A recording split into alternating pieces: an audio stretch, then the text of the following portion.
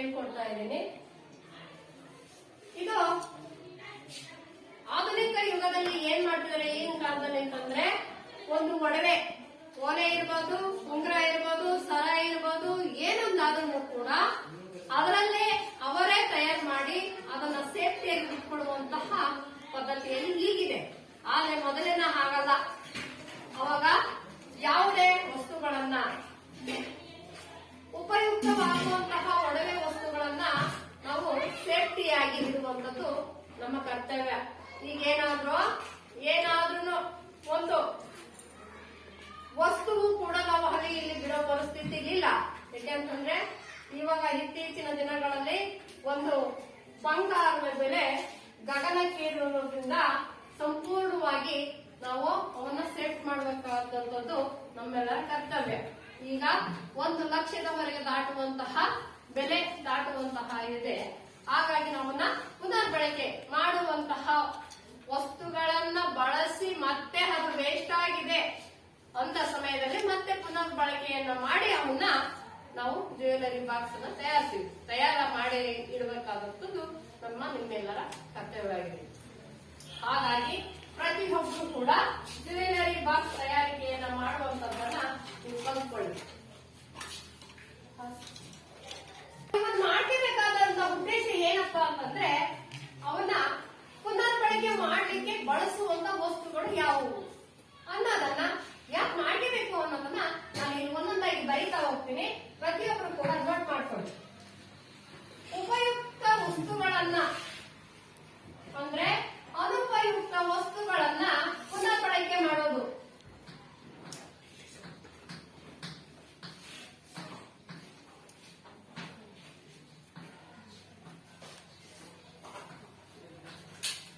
ಪುನರ್ ಬಳಕೆ ಮಾಡುವುದು.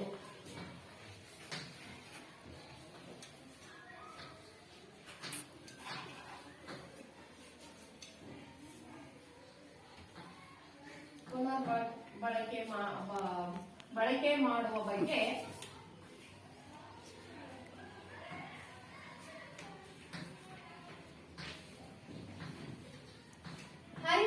ಅರಿತುಕೊಳ್ಳುವರು.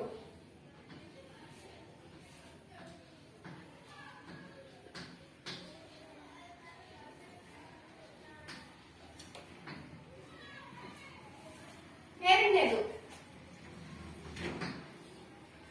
ವಿವಿಧ ವಸ್ತು ಸಾಮಗ್ರಿಗಳ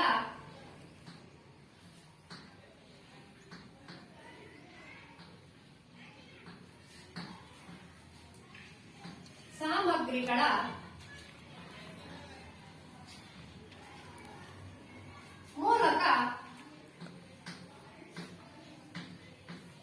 ಜ್ಯುವೆಲರಿ ಬಾಕ್ಸ್ಗಳನ್ನ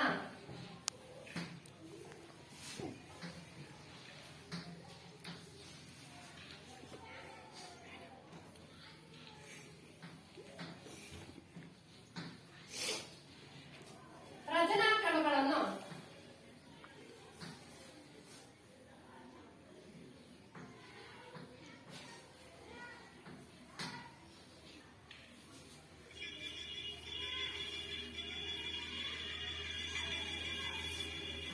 ಕುರಿತು ಅಭ್ಯಾಸ ಮಾಡುತ್ತಾರೆ.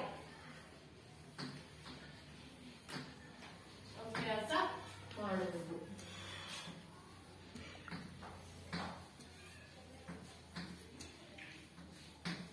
ಗೊತ್ತಾಗಿದ್ರೆ ಕೇಳಿ, ಅಕ್ಷರಗಳು ತಪ್ಪು ಬರ್ಕೋಬೇಡಿ. ಬಾಕ್ಸ್ಗಳ ಅಲಂಕರಣ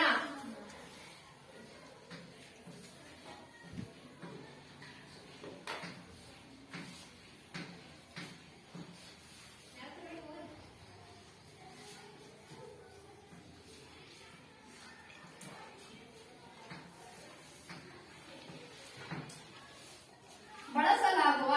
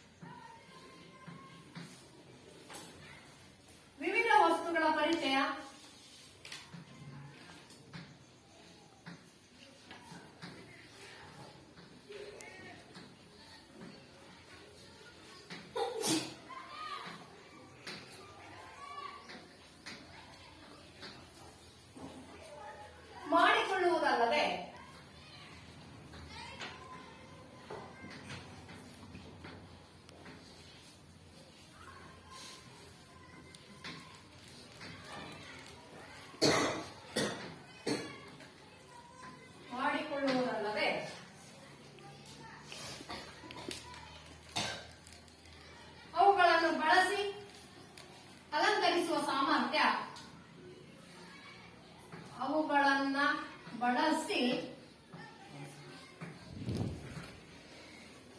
ಅಲಂಕರಿಸುವ ಸಾಮರ್ಥ್ಯ ಪಡೆದುಕೊಳ್ಳುತ್ತಾರೆ.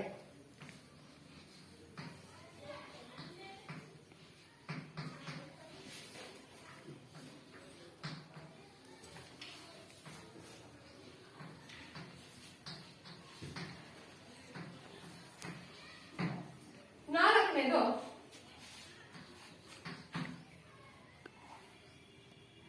ಜ್ಯುವೆಲರಿ ಬಾಕ್ಸ್ ತಯಾರಿಕೆಯ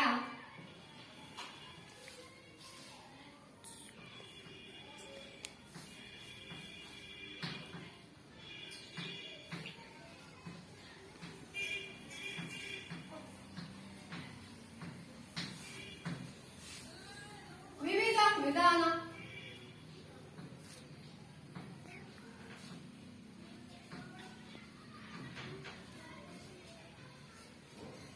ಹಂತಗಳ ಪ್ರಾಯೋಗಿಕ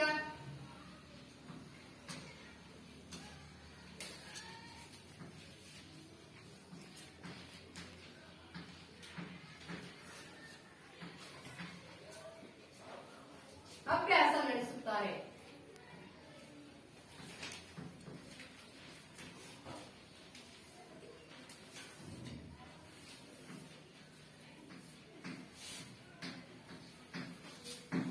ಹೌದಲ್ವಾ?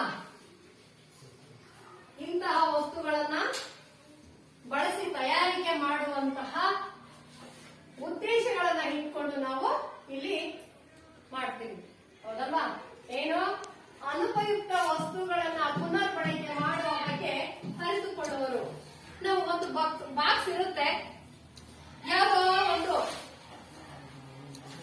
ಇರುತ್ತೆ, ಅದನ್ನ ಒಂದು ಸೇಫ್ಟಿಯಾಗಿ ಒಡವೆಗಳನ್ನ ಇಡಬೇಕು ಅಂತಂದ್ರೆ ಅದನ್ನ ಮತ್ತೆ ಅದರೊಳಗಡೆ ಒಂದು ಹತ್ತಿಯನ್ನು ಅಥವಾ ಯಾವ್ದಾದ್ರು ಇರುವಂತಹ ಒಂದು ಸ್ಪಂಜ್ ಅನ್ನು ಹಾಕಿಬಿಟ್ಟು ಅದರೊಳಗಡೆ ಇಟ್ರೆ ಒಂದು ಸ್ಟೋನ್ಗಳಾಗ್ಲಿ ಒಂದು ಏನೋ ಮೇಲೆ ಕಲರ್ಗಳು ಫೇಲ್ ಆಗದ ರೀತಿಯಲ್ಲಿ ಅವು ಎಷ್ಟೇ ಫುಲ್ಲು ನಾವು ಹತ್ತಿ ಅಥವಾ ಸ್ಪಂಜ್ ಅನ್ನ ಇಟ್ಬಿಟ್ಟು ನೀಟಾಗಿ ಇಟ್ಬಿಟ್ರೆ ಎಷ್ಟೇ ಅಪ್ ಡೌನ್ ಅಲ್ಲಿ ಎತ್ತು ಹಾಕಿದ್ರು ಕೂಡ ಅವು ಮೇಲೆ ಕೆಳಗೆ ಹಳ್ಳಾಡದ ರೀತಿಯಲ್ಲಿ ಇರ್ತದೆ. ಕೆಲವೊಂದು ಈಗೆಲ್ಲ ಕೂರಿಸಿರೋರು ಬಹಳ ಸೂಕ್ಷ್ಮವಾಗಿ ಸ್ಟೋನ್ಗಳನ್ನ ಕೂರಿಸಿರ್ತಾರೆ. ಆ ರೀತಿ ಅವು ಉದುರದ ಅಥವಾ ವೇಸ್ಟ್ ಆಗದ ರೀತಿಯಲ್ಲಿ ಅವರು ಪುನರ್ ಬಳಕೆಯನ್ನ ಮಾಡುವ ಬಗ್ಗೆ ಕಲ್ತ್ಕೊಳ್ತಾರೆ. ಅಂದ್ರೆ ನೀವುಗಳು ಹೇಗ್ ಮಾಡ್ಬೇಕು ಅನ್ನೋದ ಎಲ್ಲವನ್ನು ಕೂಡ ಕಲ್ತ್ಕೊಳ್ತಾರೆ. ವಿವಿಧ ವಸ್ತು ಸಾಮಗ್ರಿಗಳ ಮೂಲಕ ಜ್ಯುವೆಲರಿ ಬಾಕ್ಸ್ ಗಳ ರಚನಾ ಕ್ರಮವನ್ನು ಕುರಿತು ಅಭ್ಯಾಸ ಮಾಡ್ತಾರೆ. ನಾವು ಇದು ಹೇಗ್ ಮಾಡ್ಬೇಕು, ಇಂತಹ ಬಾಕ್ಸ್ ನಿಂದ ನಾವು ಏನನ್ನ ಇಡಬೇಕು, ಯಾವ ರೀತಿ ತಯಾರು ಮಾಡಬೇಕು ಅನ್ನೋದನ್ನ ನೀವು ಕಲ್ತ್ಕೋಬೇಕಾಗುತ್ತೆ. ಬಾಕ್ಸ್ ಗಳ ಅಲಂಕರಣದಲ್ಲಿ ಬಳಸಲಾಗುವ ವಿವಿಧ ವಸ್ತುಗಳ ಪರಿಚಯ ಮಾಡ್ಕೊಳ್ತೀರಾ. ಅದಲ್ವಾ? ಏನೇನ್ ಇಟ್ಟಿದೀವಿ, ಇದಕ್ಕೆ ಏನ್ ಬೇಕು ಅನ್ನೋದಕ್ಕೆಲ್ಲವನ್ನು ಕೂಡ ನೀವು ಪರಿಚಯ. ಈಗ ನೀವು ಏನಂತಿರ್ತೀರಾ? ನಾನು ಏನಂದ್ರೆ ಬಾಕ್ಸ್ ಅಂತಂದ್ರೆ ಎಂತ ಬಾಕ್ಸ್ ಅಂತ ಅಂತೀರಾ. ಜ್ಯುವೆಲರಿ ಅಂತಂದ್ರೆ ಎಂತ ಜ್ಯುವೆಲರಿ ಅಂತ ಹೇಳ್ತೀರಾ. ಇವು ಹೊರಗೆ ನಾವು ಹೇಳಿದಾಗ ನೀವು ತಿಳ್ಕೊಂಡಾಗ ಮಾತ್ರ ಇದು ಸಾಧ್ಯವಾಗುತ್ತೆ, ಇಲ್ಲ ಅಂತಂದ್ರೆ ಅದು ಸಾಧ್ಯನೇ ಆಗೋದಿಲ್ಲ. ಅದ ಹೇಳಿದಲ್ಲ ಅನ್ನೋ ರೀತಿಯಲ್ಲಿ ನೀವಿರುವಾಗ ನಾವು ಇವುಗಳು ಎಲ್ಲವನ್ನು ತಿಳಿಸ್ಕೊಟ್ಟಾಗ ಮಾತ್ರ ಇವುಗಳ ಪರಿಚಯ ಆಗ್ತದೆ. ಈಗ ನೀವು ಒಂದು ಬಟ್ಟೆಯನ್ನ ಯಾವ್ದೋ ಒಂದು ಅಂಗಡಿಗೆ ಹೋಗಿ ತಗೊಳ್ತೀರಾ, ಅದರ ಕ್ವಾಲಿಟಿ ಗೊತ್ತಿರಲ್ಲ, ಹೊಲಿಗೆ ಹೆಂಗ್ ಹಾಕಿದ್ರೆ ಅಂತ ಗೊತ್ತಿಲ್ಲ, ಉದ್ದ ಎಷ್ಟಿದೆ ಅಗಲ ಎಷ್ಟಿದೆ ಅಂತ ಗೊತ್ತಿಲ್ಲ, ಹೋಗಿ ಹೇಳ್ತೀರಾ ನಮಗೆ ಬಟ್ಟೆ ಕೊಡಿ. ಅದರ ಬಟ್ಟೆಯ ಹರಿವು ನಿಮ್ಮಲ್ಲಿದ್ದರೆ ಮಾತ್ರ ಅದನ್ನ ತಿಕ್ಕಿ ಜಿಗಿಟಿ ತಗುದು ಎಳೆಯನ್ನ ತಗುದು ಎಲ್ಲವನ್ನು ಕ್ವಾಲಿಟಿ ಚೆಕ್ ಮಾಡಿ ನೋಡಿ ಹೇಗೆ ಗೊತ್ತಿದ್ದಾರಿದ್ರೆ ಅದನ್ನೆಲ್ಲ ಮಾಡ್ತೀರಾ. ಇಲ್ಲ ಅಂತಂದ್ರೆ ತಗೊಂಡ್ ಬಂದು ಬಾಕ್ಸ್ ಇಡ್ತೀರ. ಆ ರೀತಿ ಆಗ್ತದೆ. ಅದಕ್ಕೆ ನಾವು ಇವುಗಳ ಏನೇನ್ ಬಳಸಬೇಕು, ಯಾವ ರೀತಿ ಒಡವೆಗಳನ್ನ ಇಡಬೇಕು, ಬಳಸಿದಂತಹ ಬಾಕ್ಸ್ ಬೇರೆ ಬೇರೆ ವಸ್ತುಗಳನ್ನ ಹೇಗೆ ಯಾವ ರೀತಿ ಪುನರ್ ಬಳಕೆ ಮಾಡಬೇಕು ಅನ್ನೋದೆಲ್ಲವನ್ನು ಕೂಡ ನಾವು ತಿಳ್ಕೊಳ್ಳುತ್ತದೆ. ಜ್ಯುವೆಲರಿ ಬಾಕ್ಸ್ ತಯಾರಿಕೆ ವಿವಿಧ ವಿಧಾನ ಹಂತಗಳಲ್ಲಿ ಪ್ರಾಯೋಗಿಕವಾಗಿ ಅಭ್ಯಾಸ ಮಾಡ್ತೀರಾ ಅಲ್ವಾ? ಎಲ್ಲವನ್ನು ತಿಳ್ಕೊಂಡ್ಮೇಲೆ ಯಾವ ರೀತಿಯಲ್ಲಿ ನಾವು ಈಗ ಕೆಲವೊಬ್ರು ಏನ್ ಮಾಡ್ತೀವಿ ಅಂದ್ರೆ ಒಂದೊಂದು ಒಡವೆಗೂ ಒಂದೊಂದು ಬಾಕ್ಸ್ ಗಳನ್ನ ತಂದಿರ್ತಾರೆ. ನಮ್ಗೆ ಇರುವುದು ಒಂದೇ ಬ್ಯಾಗ್. ಎಲ್ಲವನ್ನ ಇಟ್ಟಾಗ ನಾವು ಬಟ್ಟೆಗಳನ್ನ ಇಡ್ತೀವಿ, ಆಗೋದಿಲ್ಲ ಅಲ್ವಾ? ಎಲ್ಲಾ ಒಡವೆಗಳನ್ನ ಒಂದೇ ಬಾಕ್ಸ್ ನಲ್ಲಿ ಇಡುವಂತಹ ಸ್ಟೆಪ್ ಗಳನ್ನ ಮಾಡಿ, ಆ ರೀತಿಯಂತ ಮಾಡುವಂತಹ ಕಲೆಯನ್ನ ನೀವು ಇಲ್ಲಿ ಕಲ್ತ್ಕೊಳ್ತೀವಿ, ಹೌದಲ್ವಾ? ಹೀಗೆ ಜ್ಯುವೆಲರಿ ಬಾಕ್ಸ್ ಗಳನ್ನ ತಯಾರು ಮಾಡೋದು ಹೇಗೆ ಅನ್ನೋದನ್ನ ಸಂಪೂರ್ಣವಾಗಿ ಕಲಿತಾ ಹೋಗ್ತೀರಾ. ಇದನ್ನೆಲ್ಲ ಬರ್ಕೊಂಡಿದ್ದೀವಿ, ಹೌದಲ್ವಾ? ಇನ್ನೊಂದು ನೆಕ್ಸ್ಟ್ ಜ್ಯುವೆಲರಿ ಬಾಕ್ಸ್ ಮಾಡುವ ಕಲಿಕೆ ವಿಧಾನ ಅಥವಾ ಬಳಸುವಂತಹ ವಸ್ತುಗಳು ಯಾವ್ಯಾವ ಬೇಕಾಗುತ್ತೆ ಅನ್ನೋದಕ್ಕೆಲ್ಲವನ್ನು ಕೂಡ ನಾವು ತಿಳಿತಾ ಹೋಗೋಣ. ಈಗ ವಿವಿಧ ವಿನ್ಯಾಸಗಳ ರಚನೆಗಳನ್ನ ನಾವು ನೋಡ್ಕೊಂತೀವಿ. ವಿನ್ಯಾಸ ಅಂತಂದ್ರೆ ಏನು? ಚಿತ್ರ. ಒಬ್ಬರಿಗೆ ಏನ್ ಬೇಕಾಗಿರುತ್ತೆ? ಒಂದೇ ಸ್ಟೆಪ್ಪಿನ ಬಾಕ್ಸ್ ಬೇಕಾಗಿರುತ್ತೆ. ಯಾಕೆ? ನನ್ನ ಹತ್ರ ಇರುವುದು ಒಂದೇ ಒಡವೆ. ಆ ಒಡವೆಯನ್ನ ಒಂದೇ ಬಾಕ್ಸ್ ನಲ್ಲಿ ಇಟ್ಕೊಂಡು ಹೋಗ್ತೀವಿ. ನಿಮ್ಮ ಹತ್ರ 10 ಒಡವೆಗಳಿದಾವೆ, 10 ಒಂದೇ ಬಾಕ್ಸ್ ಅಲ್ಲಿ ಇಡಬೇಕು ಅಂತ ಅಂದಾಗ ಆ ವಿನ್ಯಾಸಗಳನ್ನ ಫಸ್ಟ್ ತಯಾರು ಮಾಡ್ಕೊಳ್ತೀರಾ. ಒಂದು ಶರ್ಟಿಗೆ ಯಾವ ರೀತಿ ಡ್ರಾಫ್ಟ್ ಅನ್ನ ಹಾಕೊಂತೀರೋ ಆ ರೀತಿಯಾಗಿ ನೀವು ಏನ್ ಮಾಡ್ತೀರಾ? ಆ ವಿನ್ಯಾಸಗಳನ್ನ ಡ್ರಾಫ್ಟ್ ಅನ್ನ ಹಾಕಿದಾಗ ಸುತ್ತಳತೆ ಉದ್ದ ಎಲ್ಲ ಹಾಕೊಂತಿರಲ್ಲ, ಆ ರೀತಿಯಾಗಿ ನೀವು ಹಾಕ್ತಾ ಹೋಗ್ತೀರಾ. ಈಗ ಏನ್ ಮಾಡ್ಬೇಕು ಅಂತಂದ್ರೆ, ನಾವು ಯಾವ್ಯಾವನ್ನ ತಗೋಬೇಕು ಅನ್ನೋದನ್ನ ಫಸ್ಟ್ ನಾವು ಹೇಗೆ ತಿಳ್ಕೋಬೇಕು ಅನ್ನೋದನ್ನ ತಿಳ್ಕೊತೀವಿ. ಫಸ್ಟ್ ಪಾಯಿಂಟ್ ನಂಬರ್ 1, ಅಳವಡಿಸಿಕೊಳ್ಳುವಿಕೆ. ಬರ್ಕೊಳ್ಳಿ.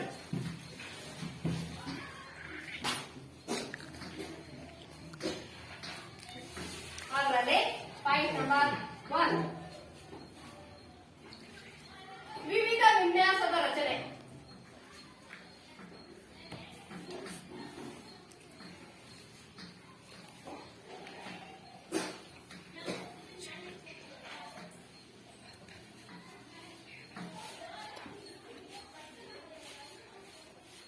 ಎರಡನೇದು ಬಾಕ್ಸ್ ತಯಾರಿಕೆಯ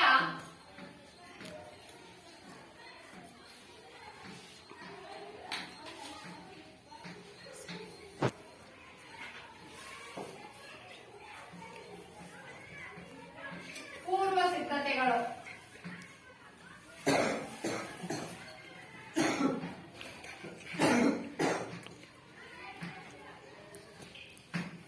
ನೆಕ್ಸ್ಟ್ ಪಾಯಿಂಟ್, ಬಾಕ್ಸ್ ತಯಾರಿಕೆಯ ವಿಧಾನಗಳ ತಿಳುವಳಿಕೆ.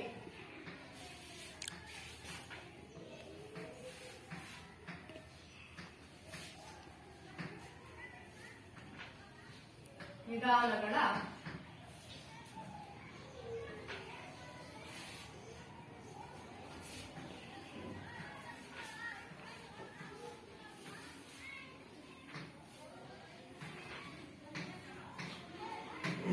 ನೆಕ್ಸ್ಟ್ ಪಾಯಿಂಟ್,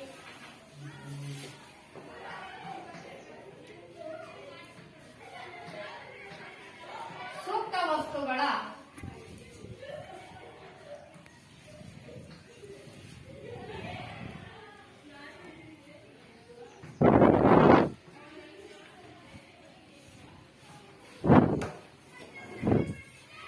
ಆಯ್ಕೆ.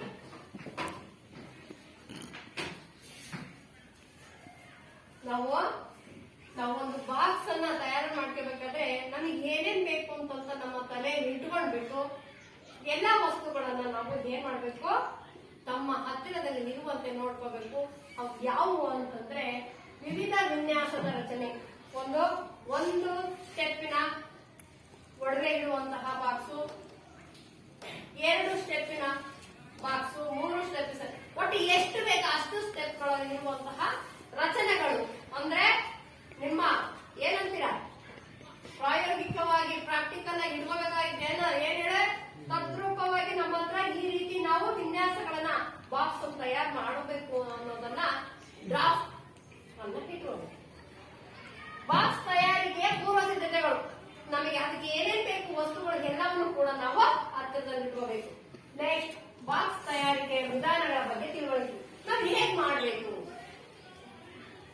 ಇಲ್ಲಿಗೆ ಏನನ್ನ ಕೂರಿಸ್ಬೇಕು, ಸ್ಪಂಜನ್ನ ಹೇಗೆ ಹಾಸ್ಬೇಕು, ಸ್ಕ್ರೂ ಅನ್ನ ಯಾವ ಕಡೆ ತಿರುಗಿಸ್ಬೇಕು,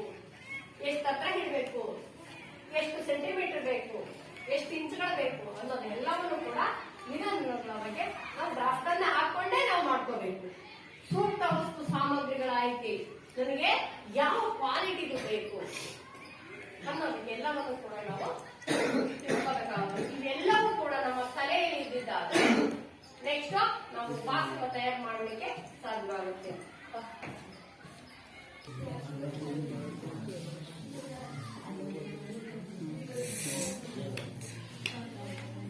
ನಮಗೆ ಬೇಕಾಗುವಂತಹ ಪ್ರಾಯೋಗಿಕವಾಗಿ ಸಾಮಗ್ರಿಗಳು, ಬೇಕಾಗುವಂತಹ ವೇಸ್ಟ್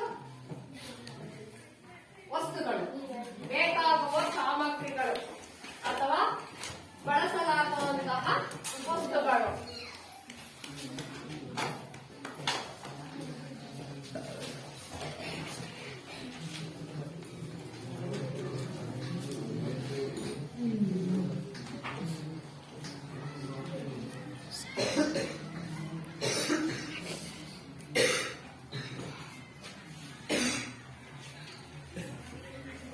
ಒಂದು ಹಳೆಯ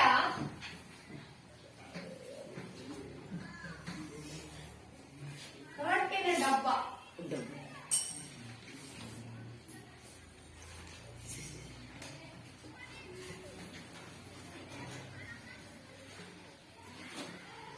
ಡಬ್ಬ, ಬಣ್ಣದ ಕಾಗದ,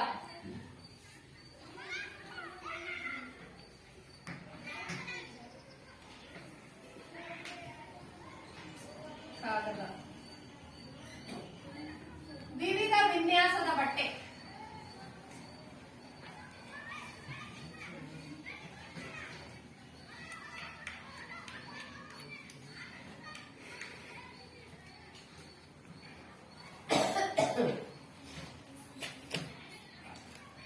ಫೆವಿಕಾಲ್,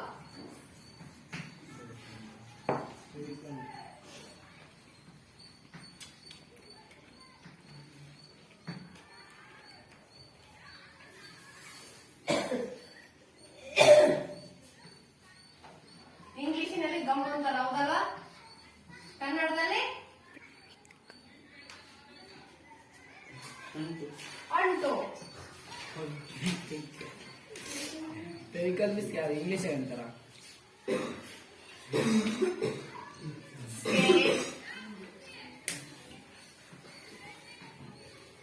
ಪೆನ್ಸಿಲ್,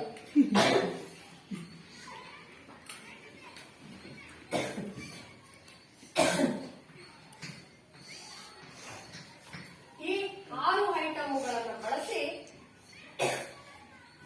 ಜ್ಯುವೆಲರಿ ಬಾಕ್ಸ್ ಅನ್ನ ತಯಾರಿಸಬಹುದು ಹೌದಲ್ವಾ? ಹೀಗೆ ಈ 6 ವಸ್ತುಗಳನ್ನ ನಮ್ಮ ಹತ್ತಿರದಲ್ಲೇ ಇಟ್ಕೋಬೇಕು. ಮೊದಲ ಹಳೆಯ ರಟ್ಟಿನ ಇನ್ನೇನು ಯಾವಾಗಲೂ ಹೋಗಲ್ವಾ, ಬಾಕ್ಸ್, ಆಯಿಲ್ ಬಾಕ್ಸ್ಗಳಿರ್ತವೆ, ಸೋಪಿನ ಬಾಕ್ಸ್ಗಳಿರ್ತವೆ, ಮತ್ತೆ ಇನ್ನೇ ಬಾಕ್ಸ್ಗಳು, ಬೇರೆ ವಿವಿಧ ರೀತಿಯಿಂದ ಸಾಮಾನುಗಳನ್ನ ತರುವಂತಹ ಎಲ್ಲಾ ಬಾಕ್ಸ್ಗಳು ಜಾಸ್ತಿ ಆಗಿರ್ತಾವಲ್ಲ, ಅವು ತಗೋಬೇಕು. ಇವು ಎಲ್ಲವನ್ನು ಕೂಡ ಸಂಪೂರ್ಣವಾಗಿ ಗಮ್ಮನ್ನ ಹಾಕಿ ಬಣ್ಣದ ಕಾಗದ ಇರುತ್ತೆ, ಆ ಕಾಗದದ ವಸ್ತುವನ್ನು ಕೂಡ ಸಂಪೂರ್ಣವಾಗಿ ಅಂಟು ಹಾಕೋಬೇಕು ಫೆವಿಕಾಲ್ ಸಹಾಯದಿಂದ. ಆಮೇಲೆ ವಿವಿಧ ವಿನ್ಯಾಸದ ಬಟ್ಟೆಗಳಿರ್ತದೆ. ಹೇಗೆ ಅರ್ಧ ಬಾಕ್ಸ್ ಅಲ್ಲಿ ಅರ್ಧ ಕಟ್ಟಿಸೋದು, ಗಮ್ ಹಾಕಿ ಕಟ್ಟಿಸ್ಬೇಕು ಹಂತ ಹಂತವಾಗಿ. ನಾವು ಬೀರುಗಳಲ್ಲಿ ಹೇಗೆ ರ್ಯಾಕ್ಗಳಲ್ಲಿ, ಬೀರುಗಳಲ್ಲಿ ತಗಡುಗಳನ್ನ ಆ ಕಡೆ ಈ ಕಡೆ ಸೈಡ್ ಅಲ್ಲಿ ನೇರವಾಗಿ ಇಟ್ಬಿಟ್ಟು ಮಧ್ಯದಲ್ಲಿ ಅಂಟಿಸ್ತಾ ಬರ್ತಾರಲ್ಲ, ಬಾಕ್ಸ್ ಗಳನ್ನ ಇಟ್ಬಿಟ್ಟು ಎಲ್ಲ ಸ್ಕ್ರೂ ನಡಿಗಳನ್ನ ತಿರುಗ್ತಾರಲ್ಲ, ಹಾಗೆ ಖಾಲಿ ತರ ಮಾಡ್ತಾರೆ. ಆಮೇಲೆ ಕೊನೆಯಲ್ಲಿ ಒಂದು ಎಲಾಸ್ಟಿಕ್ ಇರುತ್ತೆ. ಎಲಾಸ್ಟಿಕ್ ಅದು ಮುಚ್ಚಿದಾಗ ಕುಗ್ಗುತ್ತೆ, ತೆಗೆದಾಗ ಓಪನ್ ಮಾಡಿದಾಗ ಹಿಗ್ಗುತ್ತೆ. ಆ ರೀತಿಯಾಗಿ ಅವರು ಒಂದು ಸೈಡ್ ಅಲ್ಲಿ ಎಲಾಸ್ಟಿಕ್ ಅನ್ನ ಇಡ್ತಾರೆ, ಮಧ್ಯದಲ್ಲಿ ಬಟ್ಟೆಗಳನ್ನ ಗಮ್ ಹಾಕ್ತಾ ಬರ್ತಾರೆ. ಒಂದೇ ಪೆಟ್ಟಿಗೆ ಹಾಕಿದಾಗ ಬಟ್ಟೆಯ ಸಹಾಯದಿಂದ ಅದಾಗ್ತಾರೆ. ಪೇಪರ್ಗಳನ್ನ ಅದಕ್ಕೆ ಗಮ್ ಹಾಕಿ ಅಂಟಿಸ್ತಾರೆ ಬಟ್ಟೆಗೆ. ನೆಕ್ಸ್ಟ್ ಫೆವಿಕಾಲ್ ಹಾಕಿ ಅಷ್ಟು ಅಂಟಿಸಿದಾಗ ಸ್ಕೇಲ್ ಪೆನ್ಸಿಲ್ ಹಾಕ್ಬೇಕು ಅಂತಂದ್ರೆ 2 ಇಂಚಿಗೆ ಒಂದು ಇರ್ಬೋದು, ಇಲ್ಲ 3 ಇಂಚಿಗೆ ಒಂದು ಇರ್ಬೋದು, ಇಲ್ಲ 1.5 ಇಂಚಿಗೆ ಒಂದೊಂದು ಇರ್ಬೋದು. ನಮ್ಮ ಒಡವೆಗಳು ಯಾವ ರೀತಿ ಅಂತರದಲ್ಲಿರ್ತಾವ ಆ ರೀತಿ ಅಂತರಕ್ಕೆ ನಾವು ಬಟ್ಟೆ ಅಥವಾ ಪೇಪರ್ ಅನ್ನ ಅಂಟಿಸ್ತಾ ಹೋಗ್ಬೇಕು ಗಮ್ಮಾಗಿ. ಆಗ ಮುಚ್ಚಳ ತೆಗೆದು ಓಪನ್ ಮಾಡಿ ಮುಚ್ಚುವಂತೆ ನಾವು ಸಂಪೂರ್ಣವಾಗಿ ಅದನ್ನ ಪ್ರಾಕ್ಟಿಕಲ್ ಆಗಿ ಮಾಡಬೇಕಾಗುತ್ತೆ. ಆ ತರ ಮಾಡಿದಾಗ ಒಂದೇ ಭಾಗದಲ್ಲಿ ನಮ್ಮಲ್ಲಿರುವಂತಹ ಒಡವೆಗಳು ಎಲ್ಲವನ್ನು ಕೂಡ ನಾವು ಅದರಲ್ಲೇ ಶೇಖರಣೆ ಮಾಡಬಹುದು. ಮಧ್ಯದಲ್ಲಿ ಹತ್ತಿಯನ್ನ ಇಡಬೇಕು. ಅವು ಯಾವುದೇ ರೀತಿಯಾದ ವೇಸ್ಟ್ ಅಥವಾ ಮುರಿದ ಹಾಗೆ ಸ್ಟೋನ್ಗಳು ಉದುರಾದ ಹಾಗೆ ಸಂಪೂರ್ಣವಾಗಿ ರಕ್ಷಣೆ ಮಾಡಬೇಕು ಅಂತಂದ್ರೆ ಈ ಡಬ್ಬವನ್ನ ನಾವು ತಯಾರು ಮಾಡಲೇಬೇಕು. ಇದಕ್ಕೆ ಹೆಚ್ಚಿನಾಗಿ ಏನ್ ಕಾಸ್ಟ್ ಏನ್ ಬೇಕಾಗೋದಿಲ್ಲ. ಅದು ಹೇಳಿದಾರಲ್ವಾ, ಹಳೆಯ ರಟ್ಟಿನ ಡಬ್ಬ. ಒಂದು ನಿಮ್ಮಲ್ಲಿರುವಂತದ್ದು ಒಂದು ಬಣ್ಣದ ಕಾಗದ ನಿಮ್ಮ ಹತ್ರ ಇರ್ತದೆ. ನೆಕ್ಸ್ಟ್ ವಿವಿಧ ವಿನ್ಯಾಸದ ಬಟ್ಟೆ, ಯಾವ್ದಾದ್ರು ಬಟ್ಟೆ ಮೆತ್ತಗಿರೋದಾಗಿರ್ಬೇಕು. Next gum. ನಿಮಗೆ ಇದೇನು ಬೇಡ, ನಮಗೆ ಫೆವಿಕಾಲ್ ಬರೋಕ್ಕೂ ನನಗೆ ಶಕ್ತಿ ಇಲ್ಲ ಅನ್ನೋ ಸಮಯದಲ್ಲಿ ನಿಮ್ಮಲ್ಲಿ ಅನ್ನ ಇರುತ್ತೆ ಗೊತ್ತಾ? ಅನ್ನನೂ ಇಲ್ವಾ ಮನೆಗೆ? ರಾಗಿ ಗಂಜಿ ಇರುತ್ತಲ್ಲ, ಅದು ತುಂಬಾ ಚೆನ್ನಾಗಿರುತ್ತೆ. ರಾಗಿ ಹಿಟ್ಟನ್ನ ಮಡಿಸಿದ್ರೆ ಬಹಳ ಚೆನ್ನಾಗಿ, ಈ ಮೈದಾ ಹಿಟ್ಟು ತಗೊಂಡು ನಾವು ಗಮ್ ಮಾಡೋದಕ್ಕಿಂತ ರಾಗಿ ಹಿಟ್ಟಿನಲ್ಲಿ ಚೆನ್ನಾಗಿ ಬರುತ್ತೆ. ಅದನ್ನ ಚೆನ್ನಾಗಿ ಮಾಡಿಸ್ಬಿಟ್ಟು ಅದಕ್ಕೆ ಹರಟಿಸ್ಬಿಟ್ಟು ಎಲ್ಲ ಹರಟಿಸಿದ್ರೆ ತುಂಬಾ ಚೆನ್ನಾಗಿ ಬರುತ್ತೆ. ಈ ರೀತಿಯಾಗಿ ಒಂದು ಜ್ಯುವೆಲರಿ ಬಾಕ್ಸ್ ತಯಾರಿಕೆಯನ್ನ 10ನೇ ಕ್ಲಾಸ್ ವರೆಗೆ ಹೇಳ್ಕೊಟ್ಟಿದ್ದೀವಿ. ಈ ಪ್ರಾಕ್ಟಿಕಲ್ ಅನ್ನ ನೀವು ಮುಂದಿನ ಹಂತದಲ್ಲಿ ಮಾಡಲೇಬೇಕು. ಎಲ್ಲರೂ ನೋಡೋಣ, ಒಂದೊಂದಾಗಿ ಮಾಡ್ಕೋಬೇಕು. ಈ ಮಕ್ಕಳ ಕಲಿಕೆಯಲ್ಲಿ ಬಹಳ ನಮ್ ತಲೆ ಮುಂದಾಗ್ತಿರುತ್ತೆ. ನಮ್ ತಲೆ ಅಷ್ಟು ಆಫ್ ಆಗಿರೋದಿಲ್ಲ. ಏನಾದ್ರೂ ಕಾರ್ಯವೈಖರಿ ಮಾಡ್ಬೇಕು ಅಂತಂದ್ರೆ ಬಹಳ ಮುಂಜೂಗರೂಕತೆಯಾಗಿರ್ತೀರ. ಮಾಡಿ ಇದನ್ನ ಮಾಡಿ ನನಗೊಂದು ತೋರಿಸಿ ನೋಡೋಣ ಯಾವ್ಯಾವ ರೀತಿ ನಿಮ್ಮ ತಲೆಯಲ್ಲಿ ಐಡಿಯಾಗಳಿದ್ದಾವೆ ಅಂತ ಹೇಳಿದ್ರೆ ನಾವು ಒಂದ್ ಸ್ವಲ್ಪ ನಿಮ್ಮಲ್ಲಿ ಹೊಸದಾಗಿ ವಿಭಿನ್ನವಾಗಿದ್ರೆ ನಾವು ಕೂಡ ಕಲಿಸಿ ಮುಂದಿನ ಮಕ್ಕಳಿಗೆ ಹೇಳ್ಕೊಡಕ್ಕೆ ಅನುಕೂಲ ಆಗ್ತದೆ. ಹೌದಲ್ವಾ? ಈ ರೀತಿಯಾಗಿ ಇವತ್ತು ಜ್ಯುವೆಲರಿ ಬಾಕ್ಸ್ ಮಾಡಿದ್ದೀನಿ. ನಾಳೆ ತಂದ್ಕೊಡ್ತೀರಾ ಅಂತ ಹೇಳ್ಬಿಟ್ಟು ಇವತ್ತಿನ ಪಾಠವನ್ನ ಇಲ್ಲಿಗೆ ಸಮಾಪ್ತಿ ಮಾಡ್ತಾ ಇದ್ದೀನಿ.